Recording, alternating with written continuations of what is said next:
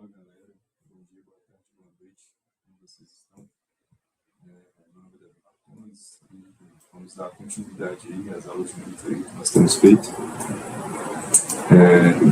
Então, bora passar aqui. Então, o intuito de hoje é nós introduzirmos o controlador proporcional integral e também os tipos de sistema. Então, vou começar explicando a respeito dos tipos de sistema.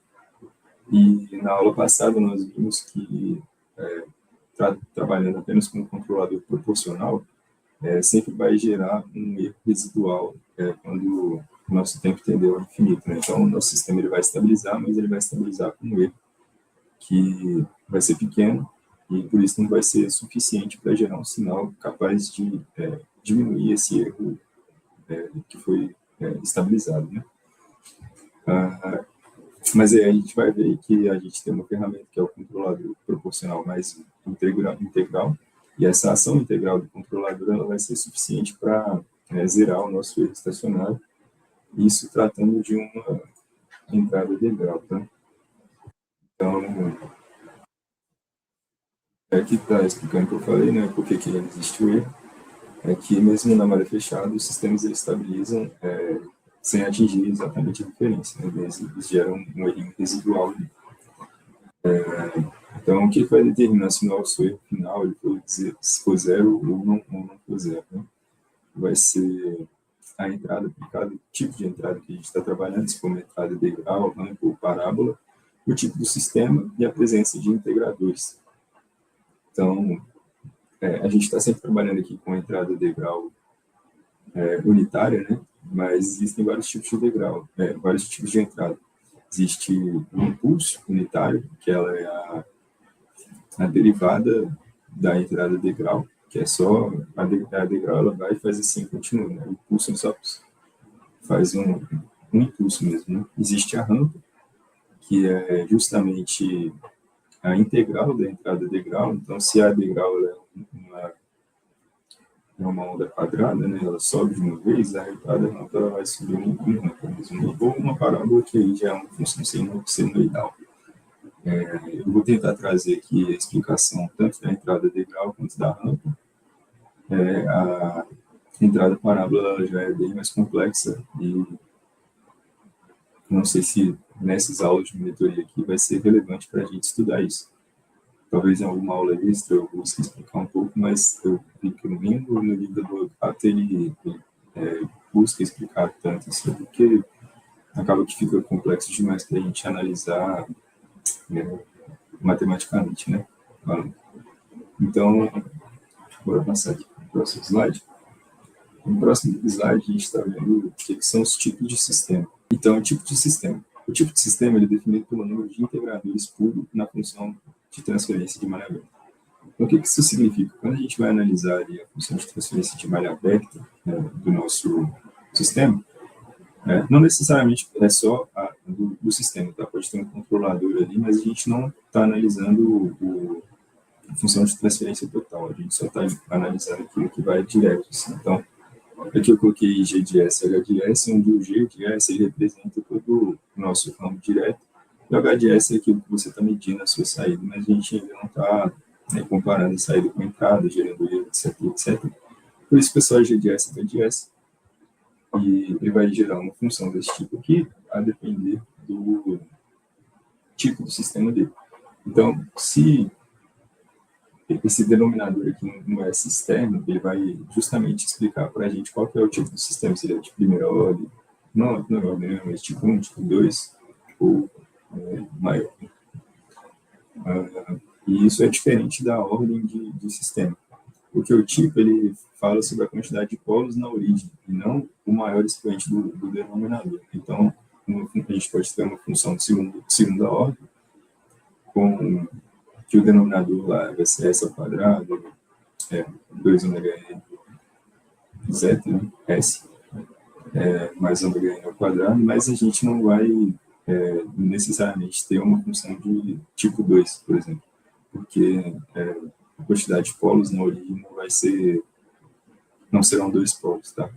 Ou podem ser 2 ou mais, ou 1 ou 0, enfim.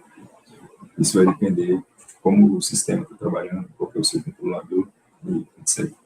Então, bora passar para o próximo slide, que vai explicar um pouquinho melhor. Então, a gente pode ter tipo 0, tipo 1, tipo 2 ou mais, né? Mas o tipo 0 é quando não existe nenhum integrador na malha aberta. Então, o que acontece aqui? Se o meu S aqui ele for 0, eu ainda vou ter K sobre P. Então, não vai ter nada zerando o meu denominador, basicamente. E a gente chama de integrador justamente esse S aqui que multiplica esse S mais P. Então, do tipo 1 é quando a gente tem um integrador na malha aberta, ele vai ficar esse S mais P. Tipo 2, dois integradores na malha aberta, e aqui o expoente aqui do S externo, desse S mais P, vai tratar para a gente o que é, qual que é o tipo do nosso sistema. Aqui ele está falando que o integrador ele acumula. Por quê? Acho que eu vou explicar isso aqui no próximo slide.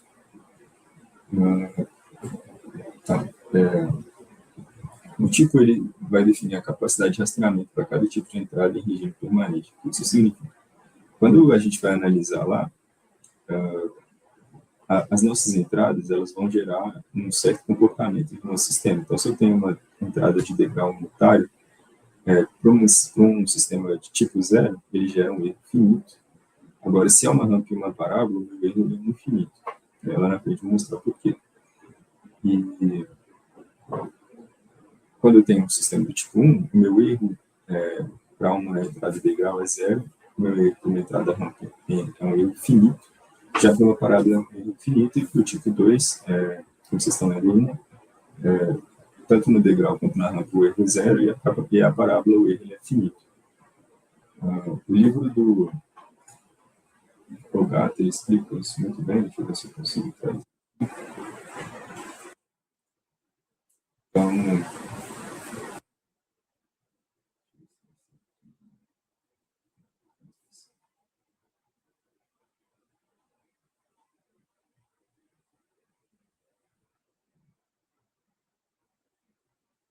ele vai mostrar qual é o comportamento de um sistema de primeira ordem com uma entrada rampa. E eu vou explicar para vocês também qual é o comportamento de um sistema de primeira ordem com controlador integral com uma entrada tanto degrau quanto rampa. A gente vai entender um pouquinho melhor isso aqui, mas esse gráfico aqui ele mostra para a gente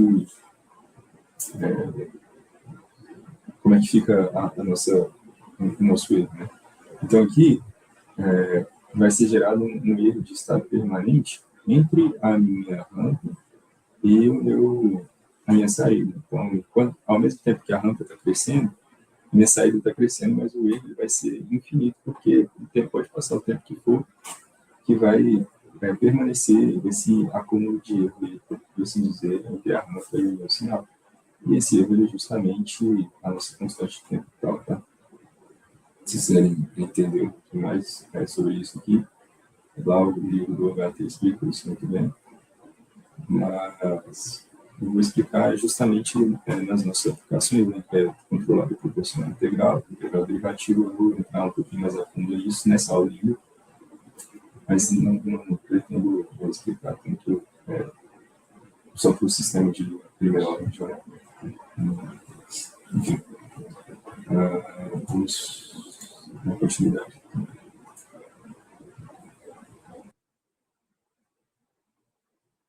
Beleza. Então, por que o nosso integrador ele diminui?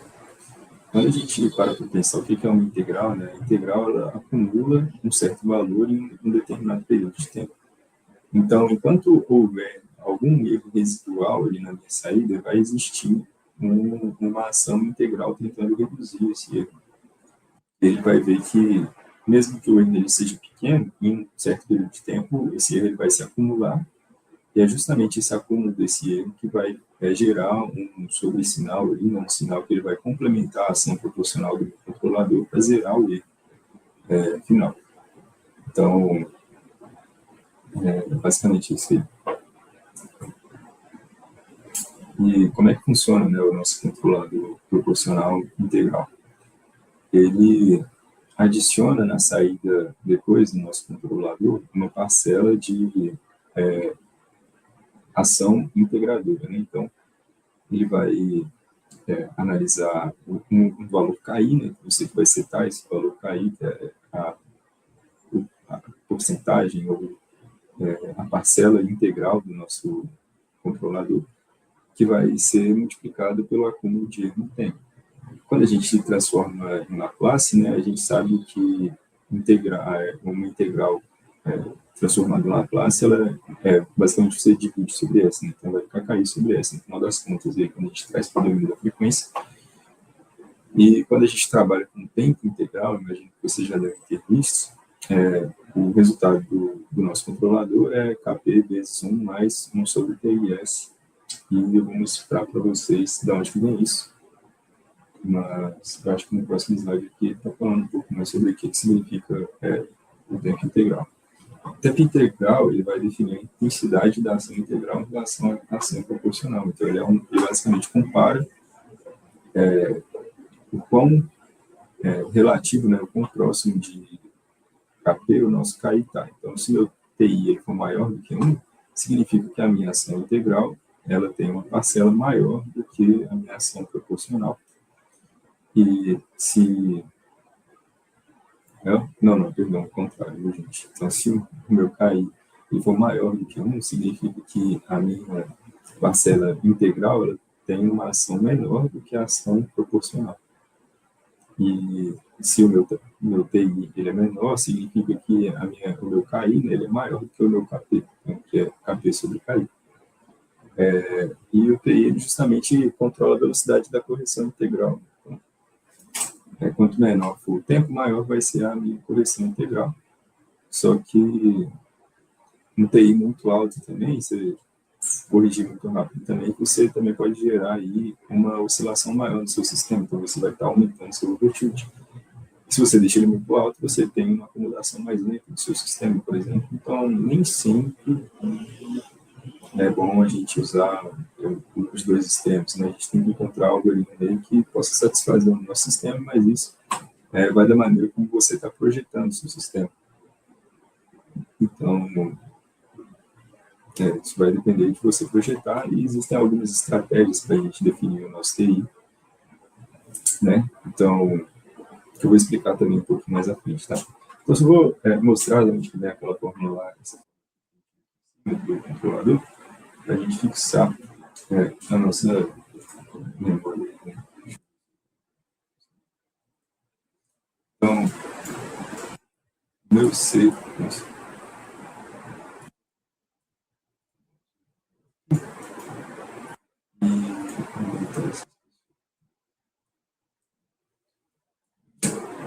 então, meu C de S é caracterizado pela animação proporcional, mas a minha ação integradora dividido por S, né? Porque a gente viu lá que o domínio do tempo não multiplica o acúmulo dele no frente com o integral do quando a gente traz para o número da frequência, fica KI sobre S. Então, o que é o nosso KI, né? Se a gente sabe que o nosso KI ele é igual a nosso TI. Se a gente sabe que o nosso TI é igual a KP sobre o nosso KI, quando a gente substitui o KI aqui, para ele é justamente o inverso disso aqui, né? Ele passa multiplicando aqui, está dividindo, então o meu C de S ele vai ser igual a KP mais KP sobre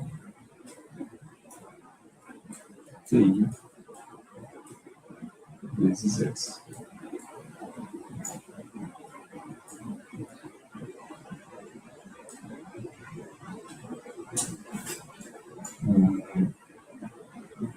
Que eu posso simplificar também KP vezes 1 mais 1 sobre TI vezes S da forma que a gente encontrou, né?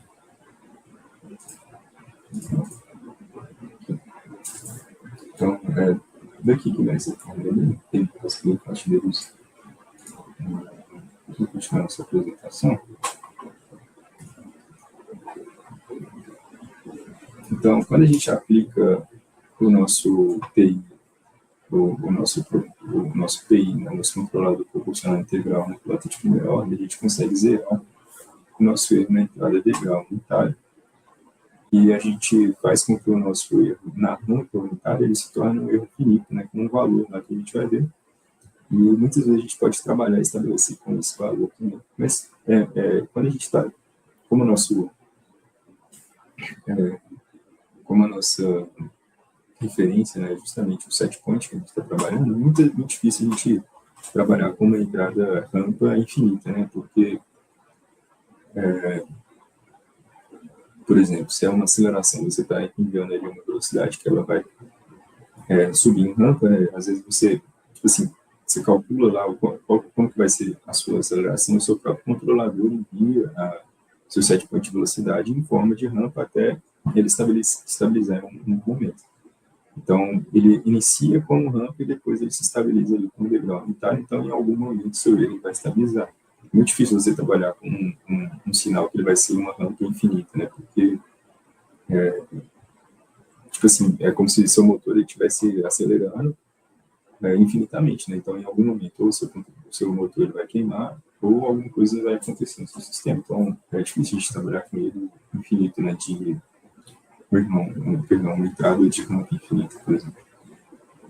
Então, acaba que não é tão relevante, né? A gente buscar entender ou parametrizar esse erro finito da nossa rampa, mas vou trazer mesmo assim, porque algebricamente dá para fazer isso e a gente vai entender um pouco mais sobre o comportamento do nosso sistema. Né? Então, a minha planta ela vai ser A sobre S mais P, aquela forma geralzona dela. E vamos entender, né, por que o erro para degrau unitário ele zero, quando o meu sistema estabiliza, e para a rampa unitária ele fica em um valor. Né?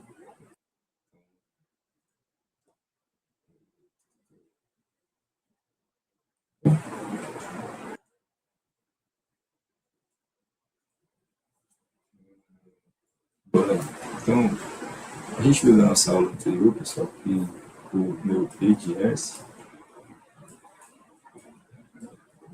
sobre o meu R de S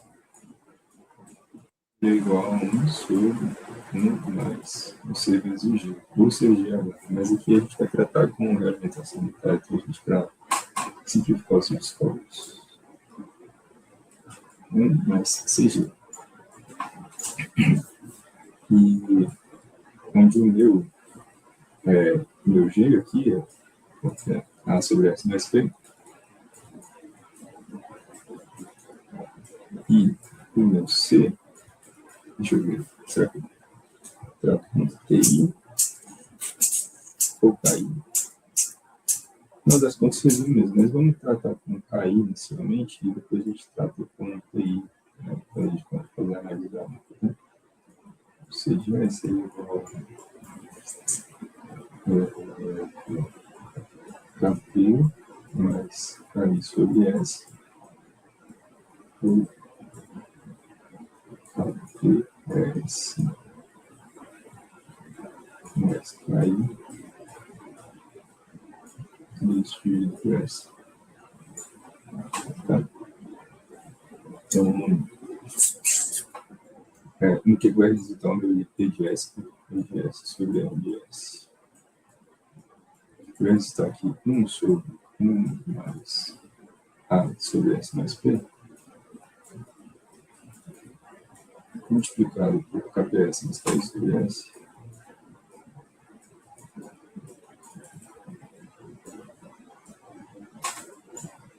Então, esses caras aqui, eu vou trabalhar com eles, né? Primeiramente, para a gente jogar em numerador de uma maneira mais fácil. Então, vai ficar A, K, P, S mais KI sobre S vezes S mais P. Aí vocês já conseguem ver o tipo de sistema, geralmente. O sistema do tipo 1. Beleza. E mais um, né, que é esse um daqui. A gente tirou o múltiplo comum aqui e vai ser justamente S vezes S mais P, então vai ficar S vezes S mais P mais AKP vezes AKPS, tá? Mais cai. Tudo isso aqui dividido por S, vezes S menos P. Beleza? Então, como esse cara aqui está dividindo a denominação, né, ele vai passar multiplicando, né, que a gente mantém o denominador e não, ele mantém a primeira fração e vai multiplicando o resto desse número. Então, o P de S sobre o R de S ele vai ser igual a S vezes S mais P. Tudo isso aqui dividido por já vou trazer os quadrados, né? Então, S quadrado mais P vezes S mais AKPS mais K.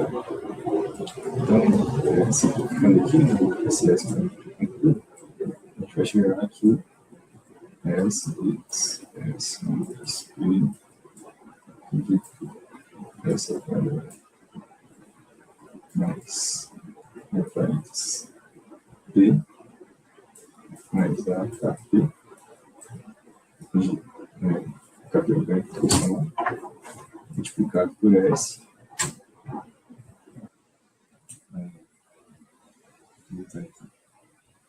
Então, a gente vai chegar aqui, o P mais AKP vezes o S, mais KI. Tá? Essa aqui vai ser a função que a gente vai trabalhar. Então, meu P de S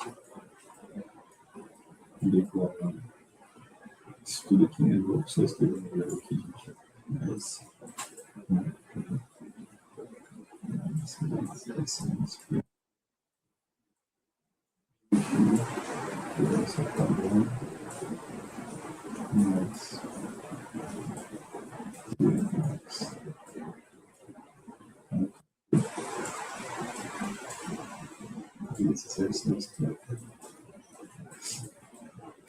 beleza? E multiplicado pelo nosso R de S, que é justamente a nossa entrada. Então, para uma entrada de grau, nossa entrada, né, ela é igual a 1 sobre S. Então, já trazendo para o teorema final, que ele diz que meu erro estacionário, né, ele é igual a limite mais de S vezes o de S, que é tudo isso aqui, de S vezes S vezes S mais P, de S mais razão aqui, razão da nossa planta, tá? De nossa planta, vezes S mais KI, tudo isso aqui multiplicado por 1 sobre S. Da nossa entrada, né? Então, esses S aqui eu posso cortar. E quando a gente substitui isso aqui por zero, esse cara aqui, ele zera o meu numerador, né? Então, vai ficar, substituindo o S por zero, esses dois caras aqui vão ser zero, e esse cara aqui vai ser zero. Então, vai ficar zero sobre aí. No final das contas, é zero. Então, o meu sistema ele vai estabilizar, quando o meu tempo tender ao infinito, né? Quando o meu sistema ele estabilizar, o erro estacionário dele vai ser justamente zero. Isso por uma entrada do gravitário.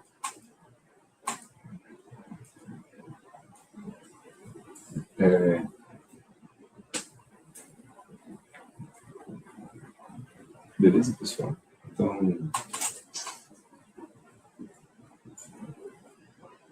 é isso aí. Agora, quando a gente trata de rampa, só um minuto. Então, quando a gente trata de rampa, nossa entrada é justamente a integral, né, da nossa entrada de grau, né, sobre S, que basicamente quando a gente traz para o domínio da frequência, a integral é multiplicar por 1 sobre S novamente. Vai ficar 1 sobre S vezes 1 sobre S, depois está em 1 sobre S ao quadrado. E quando a gente analisa o erro, né, a gente vai ficar com o nosso tesão de S, e vai ser igual ao elemento do 1. O meu erro estacionário é igual ao limite de S tendendo a zero de S vezes meu S vezes S mais P. Dividido S ao quadrado mais AKP, razão P, né? Vezes S mais tá aí. Dividido também pelo meu 1 sobre S ao quadrado, multiplicado por 1 sobre S ao quadrado. Então, esse cara aqui, ele corta com esse cara aqui, ele corta com esse outro cara aqui. Então, vai resultar aqui S mais P, dividido S ao quadrado, mais P, mais A, P,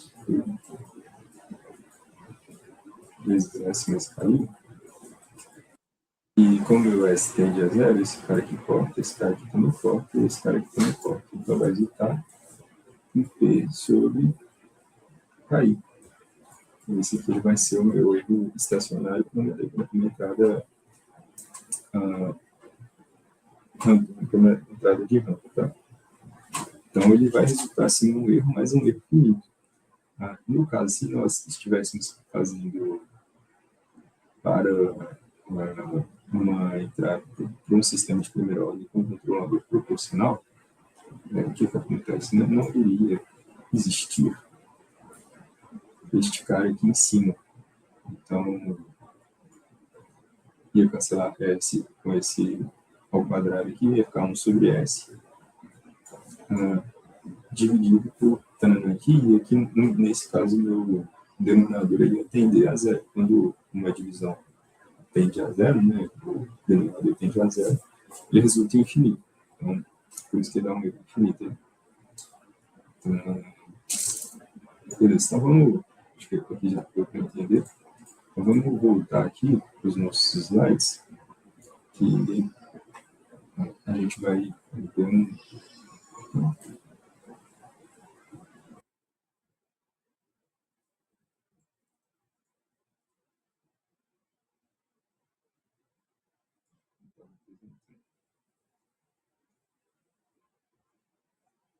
a gente vai ver aqui um exemplo de aplicação para esse sistema térmico aqui. Mas antes disso, eu vou fazer um exemplo de como a gente aplica de forma geral numa estratégia que é quando a gente escolhe, faz o nosso TI cancelar o nosso polo, né? Então, TI com cancelamento de polo, que é uma estratégia que muitas das vezes ela é escolhida aí, mas a gente vai entender como é que a gente faz isso para um sistema geral e depois a gente aplica nesse outro sistema aqui. Então, aqui. Para um sistema de S igual a razão sobre S+P, né, que padrãozinho que a gente está trabalhando, o meu controlador ele vai ser igual a P vezes 1 mais 1 sobre TS. Certo? E a gente chega que quando a gente resolve isso aqui, a gente vai ficar P vezes TIS mais 1 dividido por TIS. E Neste caso aqui, a gente já consegue ver que a gente tem um zero quando T e S, e quando S, perdão, quando T e S mais 1 é igual a zero, esse aqui é um zero. E a gente vai encontrar que o nosso S ele é igual a menos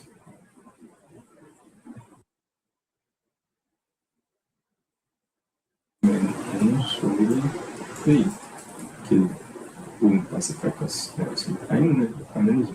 Aí TI passa dividindo, para menos 1 sobre TI. E aqui a gente encontra também que o nosso polo ele vai ser igual S igual a menos P, né? Então, quando a gente iguala esses dois, é quando a gente traz um cancelamento de polo, né? Então, quando a gente faz com que S seja igual a menos 1 sobre P, que seja igual a menos P, quando a gente faz com que o nosso TI, né, seja igual a menos P, o que a gente está fazendo? A gente está cancelando o polo. Então, a gente faz com que haja esse cancelamento aí. Em vez do S cancelar o menos P, o TI vai fazer o papel de quem vai cancelar o polo. Assim, entender, mas a gente vai ver que vai resultar em uma coisa muito boa e vai simplificar bastante o nosso sistema. Então, o que acontece? Qual vai ser o meu valor de TI? Se menos 1 sobre TI é igual a menos P, eu faço com que o TI é igual a 1 sobre P, vocês concordam comigo? E a gente sabe também que dessa equação geral aqui, o meu 1 sobre P é justamente igual a meu tal, né, da constante de tempo tal. Então, o meu TI pode ser também igual ao meu tal de malha aberta. Beleza?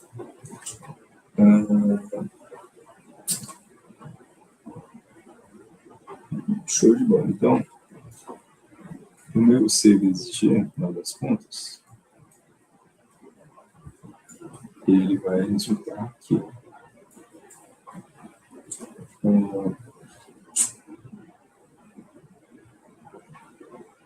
Aplicando aqui, né? Então, o meu controlador, ele vai... Só que eu não vou trabalhar com tal, vou trabalhar com P, porque aqui está no formato, não está no formato de tal. Então, vamos trabalhar com P. Então, o meu C, ele vai ser KP vezes 1 mais P sobre S, né? Que aqui está no sobre P, P passa não, mais P sobre S. Ou também vezes o meu G de S, que é a razão sobre S mais P. Então, o resultado aqui, tirando 1, vai ficar KP S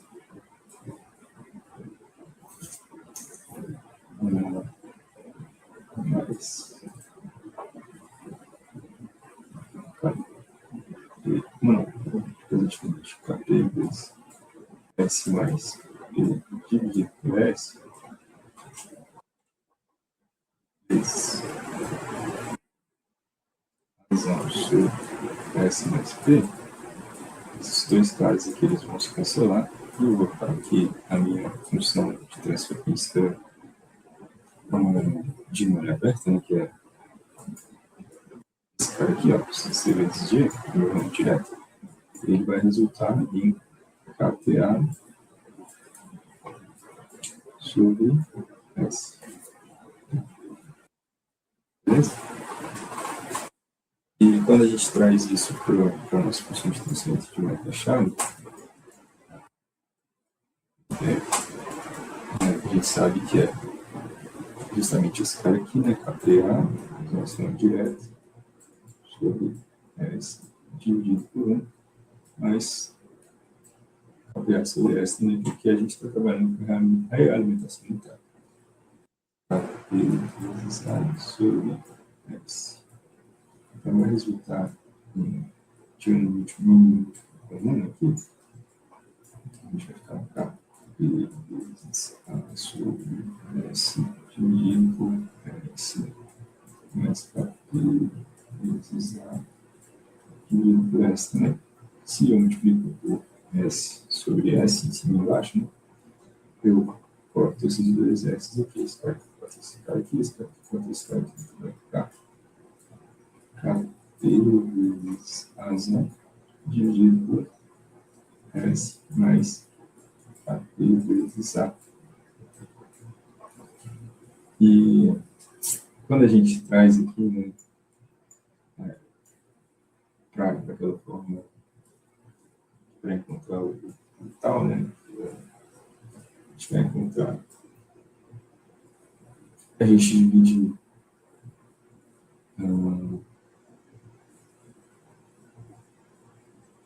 deixa eu ver se isso aqui já está um padrão.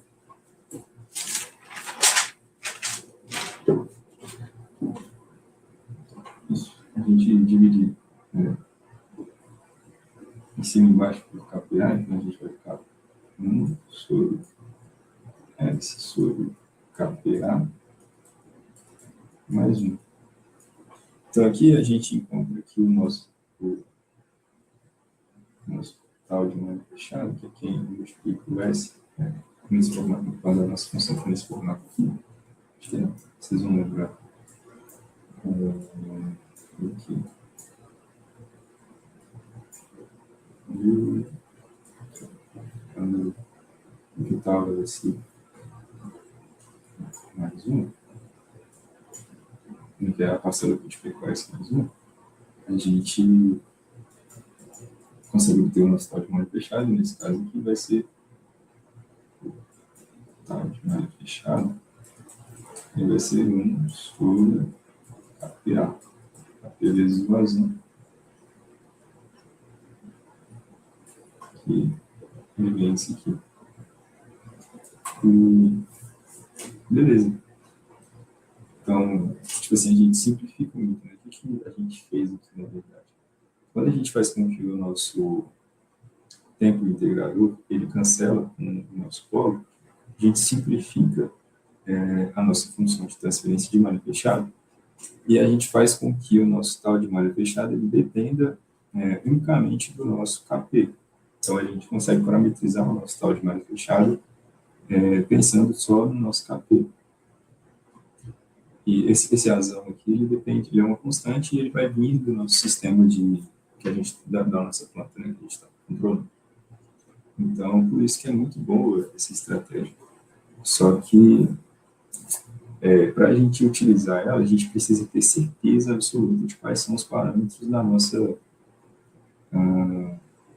malha, da nossa planta. Porque se a gente não estiver equacionado bem, se a gente não tiver certeza absoluta, se tiver alguma variação, né, da nossa planta, a gente vai resultar em achar que nós estamos controlando perfeitamente o nosso sistema, a nossa reação do nosso sistema, do nosso tal de malha fechada, apenas com o nosso KP, sendo que, na verdade, não. Vai existir uma oscilação do nosso sistema aí resultante de nós não termos cancelado propriamente o nosso polo, né, com o nosso tempo integrador. Então, se nós estivermos errados nesse tal de malha aberta aqui, a gente não vai conseguir, não, a gente vai achar que nós estamos cancelando, achar que nós estamos fazendo alguma coisa, quando na verdade estamos fazendo outra. Então, geralmente, o pessoal, eles trabalham com um TI de 20% ali, abaixo ou para cima ou para baixo do nosso tal de malha fechada, malha aberta, porque eles vão saber que eles não estão cancelando, mas eles vão obter uma resposta desejada, eles vão saber como vai ser o comportamento do sistema. Beleza? Então, deixa eu ver aqui. Bora passar para o nosso slide lá, que a gente vai aplicar no nosso sistema térmico aí que a gente está vendo. aqui um exemplo de aplicação. Então, deixa eu dar um print disso aqui.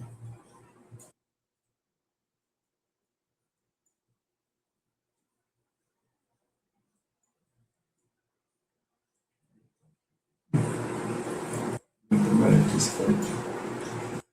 Então,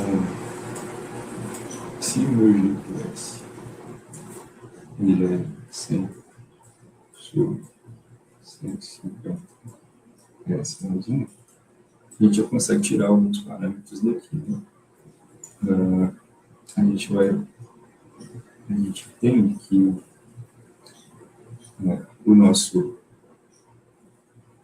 formato já está em caso tal S mais 1, ou seja, o nosso tal elevado a 150 e o nosso K ele é igual a 100.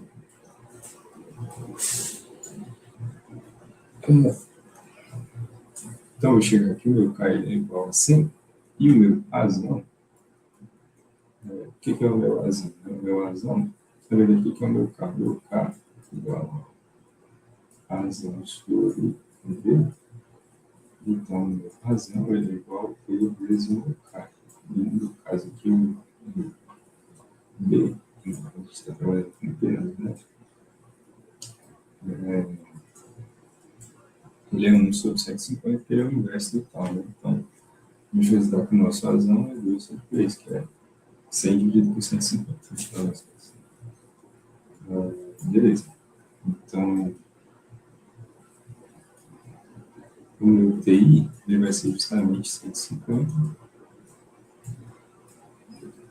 e ele vai cancelar lá, e meu KP ele vai ser igual a. Perdão, meu KP não vou ser de S.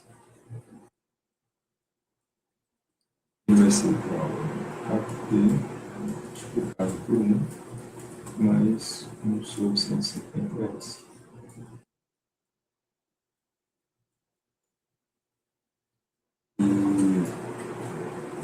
E o nosso GDS, a gente vai trazer para essa forma aqui, ele vai ser igual a 2 sobre 3 dividido por S mais 1 sobre 150 S. Igual. Então, a gente vai resultar daqui a gente consegue, fazendo aqui os cancelamentos, toda aquela manipulação que a gente fez, a gente vai resultar aqui a nossa função matemática, função de transferência que vai fechar, né?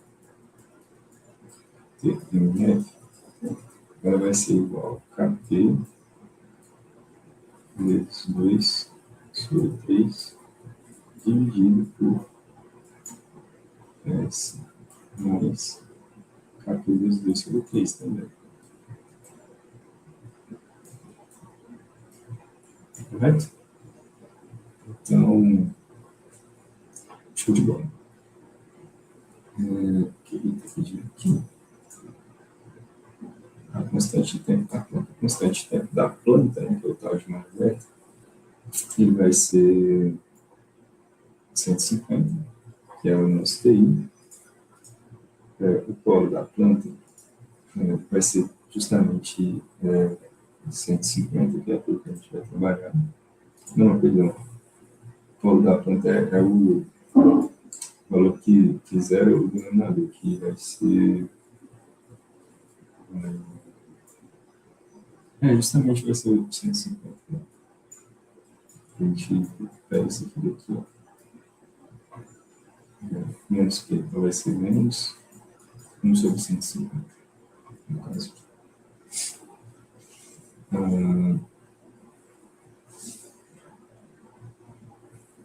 Beleza.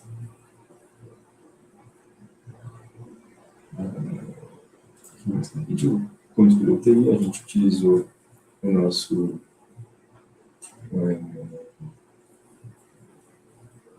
a estratégia da gente zerar o polo com o nosso TI, por isso a gente escolheu 150. E por que o erro para degrau tende a zero com PI? Foi aquilo que eu expliquei anteriormente já, né? Então, não tem por que eu repetir isso aqui. Mas vamos trazer aqui, se eu quiser que a minha resposta de malha fechada ela seja 70% mais rápida do que a minha resposta de malha aberta, qual que vai ser o meu KP? Vamos trabalhar um pouquinho mais com isso aqui. Se o meu tal minha tem que ser 0,7 vezes o meu tal MA, qual vai ser o meu KP? Né? Porque quando pensar assim, eu quero que eu tenha um sistema térmico aqui, mas eu estou achando que eu estou demorando muito para estabilizar.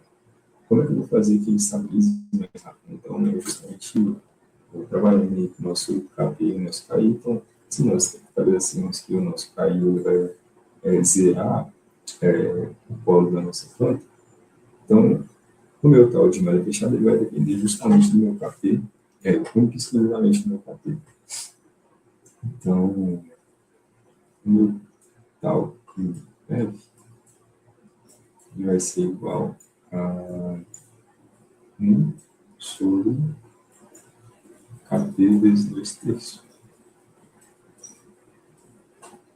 E fazendo isso aqui, deixa eu abrir a calculadora.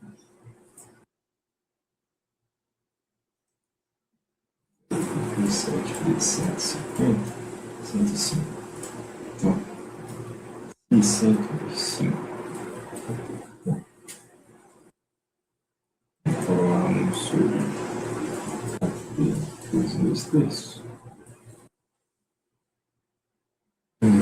Qual que é o meu KP? Então, 1 sobre KP vai resultar em 2 terços de 150. 2, dividido por 3, 70. 1 sobre KP igual a 70. E o meu KP vai ser igual a 70. 1 dividido por 70.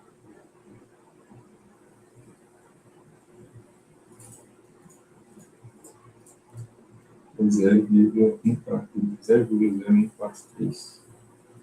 0,0143. Esse é o meu KP se eu quero reduzir 30% do meu tempo de acomodação. Beleza? Então, o TI, neste caso aqui, nós estabelecemos ele através da planta, né? Então, a planta informou para a gente como que a gente escolheu o nosso TI, pensando na aplicação de cancelar o nosso polo com o nosso TI, para a gente simplificar o nosso sistema e conseguir determinar de maneira mais fácil o nosso tempo de acomodação de malha fechada. Beleza, pessoal? Então, para a aula de hoje, é isso aí. E a gente vai ver, na nossa próxima aula, eu vou trazer para a gente aí o exemplo de um controlador PID. Então, já adiantando um pouquinho, a nossa ação integradora ela age no acúmulo do erro. A nossa ação derivativa ela vai agir justamente na taxa de variação do erro. Então, o que vai acontecer? Ele vai começar a perceber que o meu erro ele aumentou a variação dele. Se aconteceu alguma coisa, pode ser que tenha tido algum distúrbio, alguma coisa assim, e ele vai começar a agir antecipadamente para que o meu erro ele não cresça mais do que o previsto. Então, o que é isso, meus amigos? Então, vamos supor que eu tenho só um controlador PI e ele está agindo de uma maneira estabilizada, ali, né, que é o proporcional integrativo. Então, antes, o meu erro está começando a aumentar. Então, a minha ação controladora ela vai esperar que o erro esteja numa parcela maior para ele conseguir gerar um sinal que vai controlar o erro. Já o derivativo, não. Ele vai ver assim, opa, meu erro começou a aumentar, está começando a variar aqui, então eu já vou começar a complementar a minha ação integrativa e proporcional do meu controlador para que ele comece a ter um efeito maior desde o início de variação do erro. Então, ele basicamente prevê o aumento de erro e ele age antecipadamente tentando minimizar esse erro. Então, ele tenta deixar mais estável o nosso sistema também, no caso de distúrbios, coisas do tipo. Mas a gente vai ver isso aí melhor na próxima. Beleza, pessoal? Muito obrigado se você assistiu até aqui. E é isso. Fiquem com Deus.